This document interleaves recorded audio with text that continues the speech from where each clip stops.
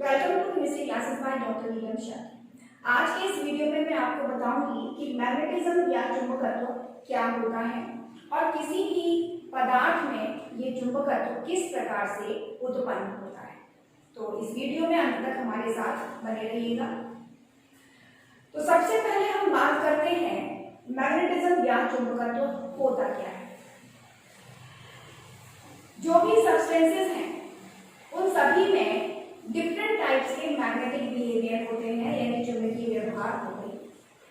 जब हम ऐसे पदार्थों को किसी अन्य चुंबक के चुंबकीय क्षेत्र में रखते हैं तो वो पदार्थ उस चुंबकीय क्षेत्र में विभिन्न प्रकार के व्यवहार प्रदर्शित करते हैं। यानी हम ये कह सकते हैं कि जब हम विभिन्न प्रकार के सब्सटेंसेस को एक मैग्नेटिक फील्ड में रखते हैं या उन पर मैग्नेटिक फील्ड अप्लाई करते हैं तो वो सब्सटेंसेस डिफरेंट टाइप्स के बिहेवियर शो करते हैं।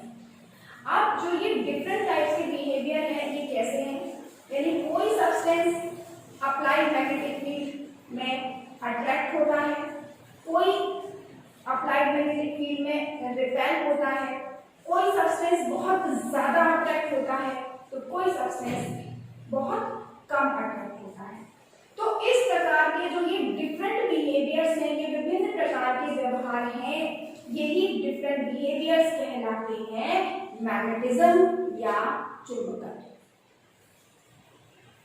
और अब हम बात करते हैं कि आखिरकार ये सब्सटेंसेस ये विभिन्न प्रकार के व्यवहार क्यों प्रदर्शित करते हैं और ये मैग्नेटिज्म एक सब्सटेंस में किस तरह से उत्पन्न होता है।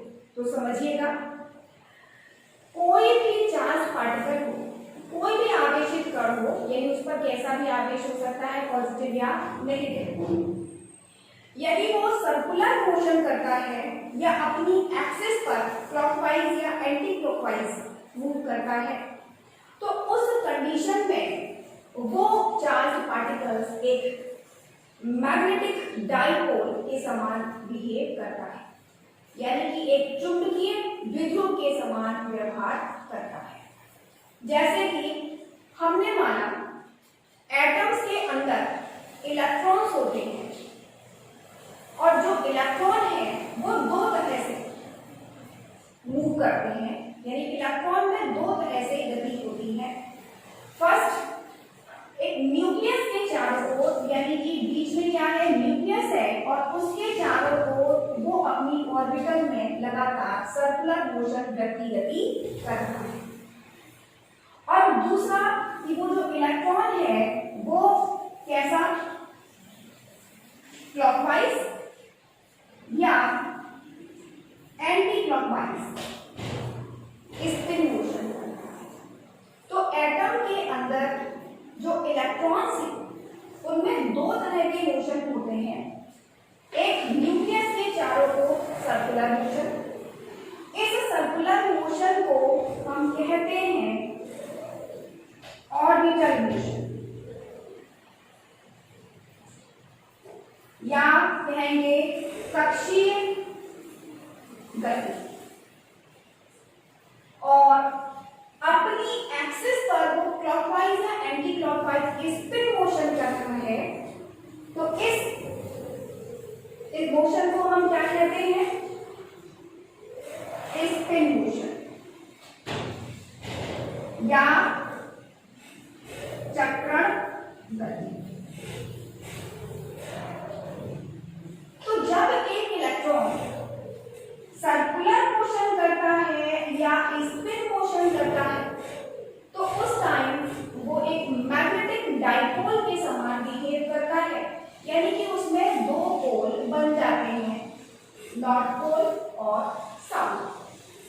जैसे हम यहाँ एक स्पिन मोशन में समझें कि एक इलेक्ट्रॉन अगर क्लॉकवाइज मोशन कर रहा है तो क्लॉकवाइज मोशन करते समय ये इधर साइड में ऊपर नॉर्थ पोल होगा और नीचे साउथ पोल बन जाएगा।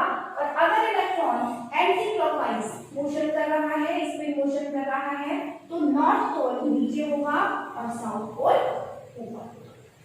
तो इस तरह से ये एक डाइपोल समान इलेक्ट्रॉन बिहेव करता है। और जब वो एक मैग्नेटिक डाइपोल बन जाएगा तो ऑर्बिटल मोशन या स्पिन मोशन करते समय उसमें प्रोड्यूस हो जाता है, उत्पन्न हो जाता है एक मैग्नेटिक मूवमेंट।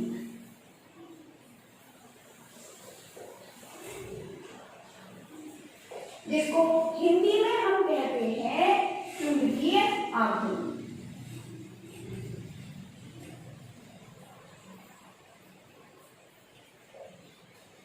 अब जो मैग्नेटिक मूवमेंट उत्पन्न हो रहा है वो भी दो प्रकार से उत्पन्न हो रहा है। कैसे?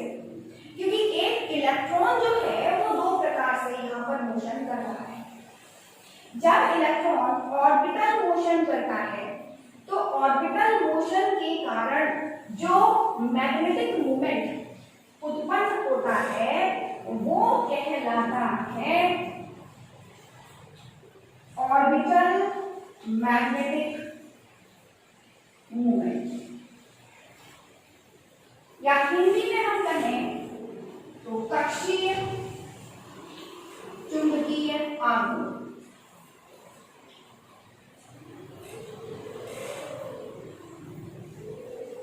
इसको हम कहेंगे कक्षीय चुंबकीय आघूर्ण। और इलेक्ट्रॉन के स्पिन मोशन के कारण जो मैग्नेटिक मूवमेंट उत्पन्न होता है वो कहलाता है स्पिन मैग्नेटिक मूवमेंट, या हिंदी में ये कहलाएगा चक्रण चुंबकीय आघूर्ण।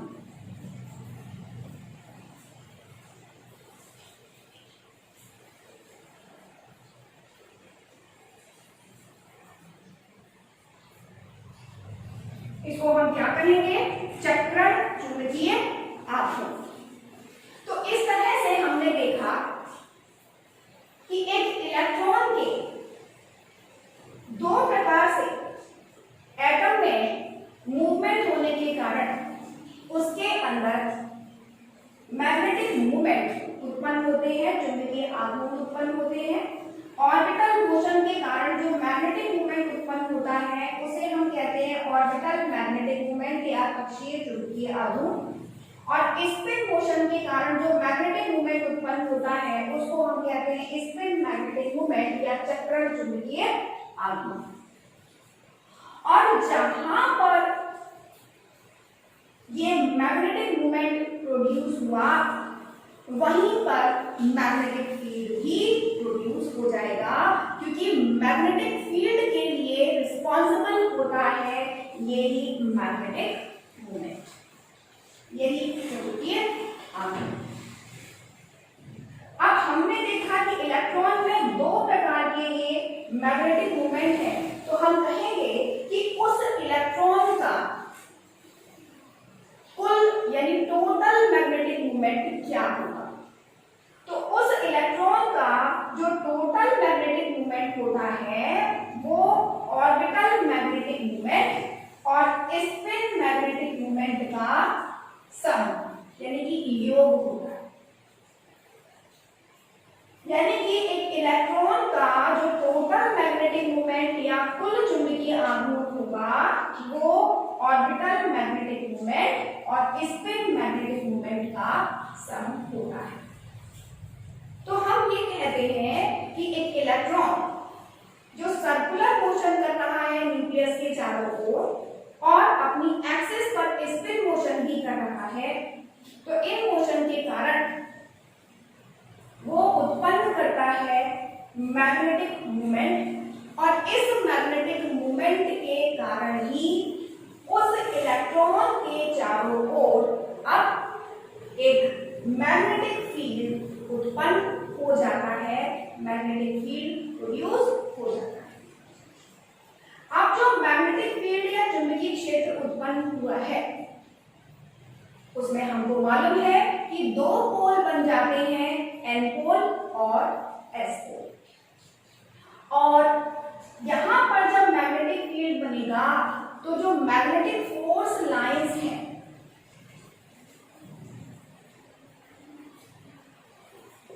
मैग्नेटिक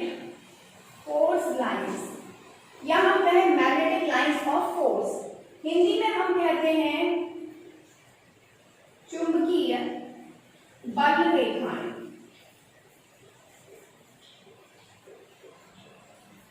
जो ये चुंबकीय बल रेखाएं हैं ये नॉर्थ पोल से उत्पन्न होती हैं और साउथ पोल में एंटर करती हैं। यानी कि ये नॉर्थ पोल से निकलेंगी और साउथ पोल की ओर जाएंगी, दोनों साइड से यूं करेंगे। तो इसका मतलब जो मैग्नेटिक फोर्स लाइंस होती हैं वो नॉर्थ पोल से निकलती हैं और साउथ पोल में एंटर कर जाती हैं और फिर उस मैग्नेट के अंदर वो अंदर ही अंदर साउथ पोल से नॉर्थ पोल की ओर चलती है, जिससे कि ये एक कंप्लीट सर्किट बन जाता है और वो इलेक्ट्रॉन उस कंडीशन में एक मैग्नेट के समान व्यवहार करता है और उसके चारों ओर एक मैग्नेटिक फील्ड उत्पन्न हो जाता है। तो अब आपको समझ में आ गया होगा कि इलेक्ट्रॉन के चारों ओर किस तरह से मैग्नेटिक फील्ड उत्पन्न होता है। अब जो ये इलेक्ट्रॉन है ये किसी एटम में होगा या किसी आयन में होगा। तो एक ऐसा एटम या आयन जिसमें केवल एक ही इलेक्ट्रॉन है, तो उस एटम या आयन का भी अपना एक मैग्नेटिक मोमेंट होगा और उसका जो मैग्नेटिक मोमेंट होगा वो उस इलेक्ट्रॉन के मैग्नेटिक मोमेंट के इक्वल ही होगा, क्योंकि उसमें एक ही इलेक्ट्रॉन है और उसका भी अपना निश्चित मैग्नेटिक मोमेंट है, तो उस एटम का भी अपना उतना ही निश्चित मैग्नेटिक मोमेंट होगा। लेकिन अगर किसी एटम या आयन में इलेक्ट्रॉन्स की संख्या एक से ज्यादा है, 2, 3, 4 जितनी भी हो सकती है, तो उस कंडीशन में उस एटम का जो मैग्नेटिक मोमेंट होगा वो उन सभी इलेक्ट्रॉन्स के मैग्नेटिक मोमेंट का वेक्टर सम होगा। यानी कि जितने भी इलेक्ट्रॉन्स हैं उनका अपना अपना अलग अलग मैग्नेटिक मोमेंट है या चुंबकीय आघूर्ण है, और मैग्नेटिक मोमेंट या चुंबकीय आघूर्ण एक वेक्टर क्वांटिटी है, एक सदिश राशि है। इसलिए उस एटम का जो टोटल मैग्नेटिक मोमेंट होगा वो उन सभी इलेक्ट्रॉन्स के मैग्नेटिक मोमेंट का वेक्टर सम होगा, यानी कि सदिश योग हो जाएगा। उसमें जितने भी इलेक्ट्रॉन्स हैं उन सभी के मैग्नेटिक मोमेंट को हमको जोड़ना पड़ेगा। और वेक्टर सम का मतलब है कि अगर सभी के मैग्नेटिक मोमेंट का डायरेक्शन एक है तो वो सभी ऐड हो जाएंगे, और अगर मैग्नेटिक मोमेंट का डायरेक्शन अपोजिट है, विपरीत है, तो वो मैग्नेटिक मोमेंट एक दूसरे को कैंसिल कर देंगे। डिपेंड करता है कि मैग्नेटिक मोमेंट का डायरेक्शन क्या है, यानी कि चुंबकीय आघूर्ण की दिशा क्या है। तो अब आपको ये भी समझ में आ गया होगा कि किसी एटम या आयन का मैग्नेटिक मोमेंट क्या है। यानी किसी एटम या आयन का जो मैग्नेटिक मोमेंट होता है वो उसमें जितने भी इलेक्ट्रॉन्स हैं उन सभी इलेक्ट्रॉन्स के मैग्नेटिक मोमेंट का वेक्टर सम या चुंबकीय आघूर्ण का सदिश योग होता है। अब क्योंकि उस एटम में भी मैग्नेटिक मोमेंट है तो वो एटम भी एक मैग्नेट के समान व्यवहार करेगा। अब क्योंकि एक एटम मैग्नेट के समान व्यवहार कर रहा है, तो जो ये एटम्स हैं छोटे छोटे जो मैग्नेट के समान व्यवहार कर रहे हैं, ये भी तो किसी सब्सटेंस के अंदर है, यानी ये एटम्स या आयंस या मॉलिक्यूल्स भी हो सकते हैं। ये मॉलिक्यूल्स मिलकर कोई ना कोई एक सब्सटेंस बना रहे हैं।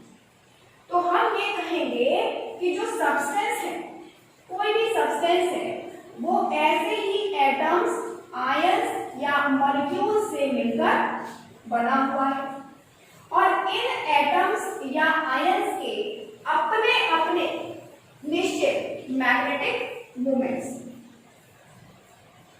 तो अब सीधी सी बात है, अब इस सब्सटेंस का भी अपना एक मैग्नेटिक मोमेंट होगा, और वो मैग्नेटिक मोमेंट में क्या होगा, वो मैग्नेटिक मोमेंट होगा इसमें जितने भी एटम्स, आयंस या मॉलिक्यूल्स हैं, उनके जो मैग्नेटिक मोमेंट्स हैं उनका वेक्टर सम, उनके चुंबकीय आघूर्ण का सदिश योग होगा इस सब्सटेंस का मैग्नेटिक मोमेंट। यानी कि हमने देखा एक इलेक्ट्रॉन का मैग्नेटिक मोमेंट, जिस एटम में कोई इलेक्ट्रॉन है वही मैग्नेटिक मोमेंट उस एटम का हो जाएगा।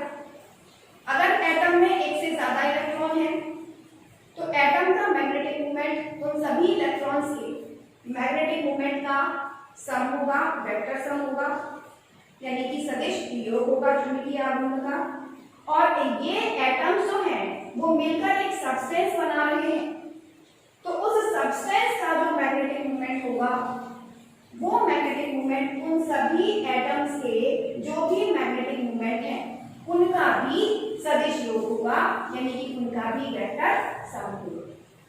तो इस तरह से हमने क्या देखा कि जो सब्सटेंस है उसका भी अपना एक निश्चित मैग्नेटिक मोमेंट है, और इस मैग्नेटिक मोमेंट का मान डिपेंड करता है कि इसके एटम्स, आयंस या मॉलिक्यूल्स में कितने इलेक्ट्रॉन्स प्रेजेंट हैं, क्योंकि इनमें उपस्थित इलेक्ट्रॉन्स का मैग्नेटिक मोमेंट ही इस सब्सटेंस का टोटल मैग्नेटिक मोमेंट होता है। अब क्योंकि इसका अपना मैग्नेटिक मोमेंट या चुंबकीय आघूर्ण है सब्सटेंस का, तो ये सब्सटेंस ही क्या शो करेगा, क्या प्रदर्शित करेगा, मैग्नेटिज्म शो करेगा, यानी चुंबकीय व्यवहार प्रदर्शित करेगा। निर्भर करता है कि इसमें जो इलेक्ट्रॉन्स हैं उनके मैग्नेटिक मोमेंट कितने हैं और उनका डायरेक्शन, उनकी दिशा क्या है। इसी आधार पर जितने भी मैग्नेटिक सब्सटेंसेस होते हैं वो भिन्न भिन्न मैग्नेटिक बिहेवियर प्रदर्शित करते हैं। तो जो मैग्नेटिक बिहेवियर डिफरेंट टाइप्स के हैं उनकी भी हम बात करेंगे।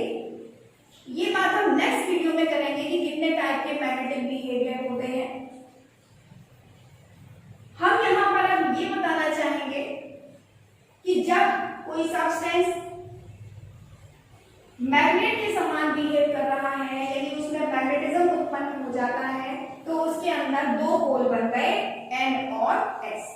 ये हम समझा चुके हैं किस तरीके से उसमें N और S बन गए, यानी जो सब्सटेंस है उसके अंदर भी दो पोल, क्योंकि इसके ये भी इसका भी जब अपना मैग्नेटिक मोमेंट होगा तो इसमें भी दो पोल होंगे, वो होंगे N और S। अब जो भी मैग्नेट है या मैग्नेटिक सब्सटेंस है उसके जो समान पोल हैं, सेम पोल हैं, जब उनको हम पास लाते हैं तो वो रिपेल करते हैं, प्रतिकर्षित करते हैं। ऐसा क्यों होता है तो समझिएगा।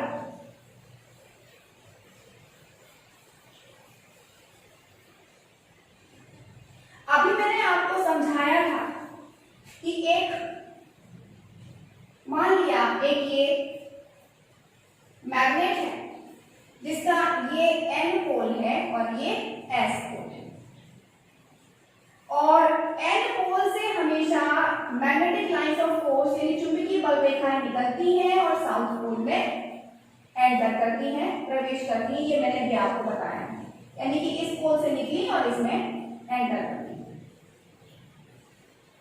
तो इस तरह से हमने देखा कि नॉर्थ पोल से हमेशा चुंबकीय बल रेखाएं निकल रही हैं और साउथ पोल में एंटर कर रही हैं।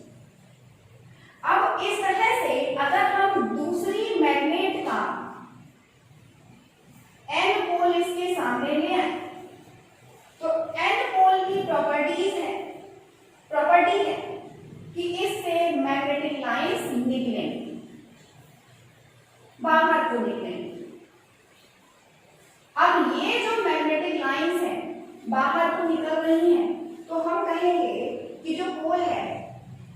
इसकी भी प्रॉपर्टी यही है और इसकी भी प्रॉपर्टी यही है, यानी इससे भी बाहर निकल रही है और इससे भी बाहर निकल रही है। तो जब ये मैग्नेटिक लाइंस एक दूसरे से टकराएंगी तो ये एक दूसरे को रिपेल करेंगी, क्योंकि ये एंटर नहीं कर सकती, इसमें एंटर नहीं कर सकती।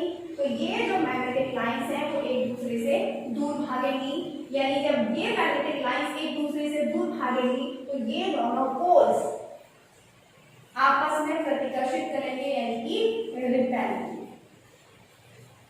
क्यों? क्योंकि दोनों में ही मैग्नेटिक लाइंस को निकालने की प्रॉपर्टी है, इनमें एंटर करने की प्रॉपर्टी नहीं है। तो ये मैग्नेटिक लाइंस एक दूसरे को जब यहाँ पर टकराएंगी तो प्रतिकर्षित करेंगी, जिससे ये दोनों मैग्नेट भी प्रतिकर्षित होंगे या रिपेल होंगे। अब हम क्या करें, एक मैग्नेट का N S और दूसरी मैग्नेट है उसका S पोल और N पोल इधर। हमको मालूम है कि नॉर्थ पोल से हमेशा ये निकलती है और साउथ पोल में हमेशा एंटर करती है।